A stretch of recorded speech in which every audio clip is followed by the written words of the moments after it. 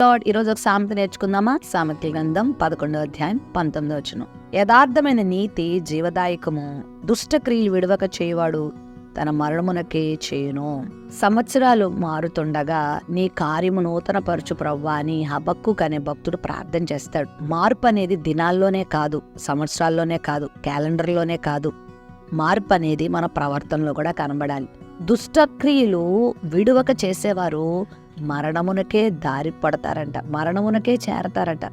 అంటే వాళ్ళ గమ్యం ఘోరంగా ఉంటుంది, బాధాకరంగా ఉంటుంది, దయనీయంగా ఉంటుంది.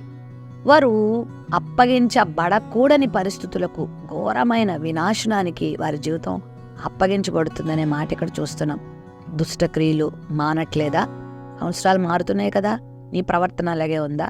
నీ చూపులు అలాగే ఉన్నాయా? నీ మాటలు అలాగే ఉన్నాయా? నీ అసూయ అలాగే ఉందా? నీ కోపం అలాగే ఉందా? నీ ద్వేషం అలాగే ఉందా? నీ గర్వం అలాగే ఉందా?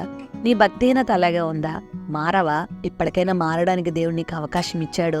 తమ్ముడు, చెల్లి, అన్న, అక్క, మారుదామా? దుష్టక్రియలు వదిలిపెడతావా? దేవునికి నచ్చనివి, సమాజానికి కీడు చేసేవి, నీ జీవితానికి కీడు చేసేవి, సమాజానికి కీడు చేసేవి, కుటుంబాన్ని పాడు చేసేవి, ఇదిగో దేవుని నామానికి మహిమ తేనవి, దేవునికి దుఃఖం కలిగించే కార్యాలు మాంటావా? ఇంకా నీ జీవితంలో ఉన్నటువంటి ధూమపానం మానేవా? మద్యపానం మానేవా? వ్యభిచార జీవితాన్ని మానేవా? దుష్ట సాంగత్యం మానేవా? అక్కడ వెళ్ళివి గనక నువ్వు మానకపోతే ఇవి నీకెంతో నష్టాన్ని కలిగిస్తాయి, నీకెంతో బాధను కలిగిస్తాయి. దేవుడు సంవత్సరాలను మార్పు చేస్తున్నాడు కదా, నీ జీవితాన్ని కూడా మార్చుకో. ఇకనైనా నీ బ్రతుకును ప్రభు చేతిలో పెట్టుకొని నీ హృదయాన్ని మార్చుకో. నీ మతం, నీ కులం, నీ జాతి, నీ రంగు, నీ ప్రాంతం ఇవి కాదు మార్చుకునేది. అన్ని మార్చుకో. పాపాన్ని వదిలిపెట్టి నీతిని చేర్చుకో. యథార్థమైన నీతి జీవదాయకం.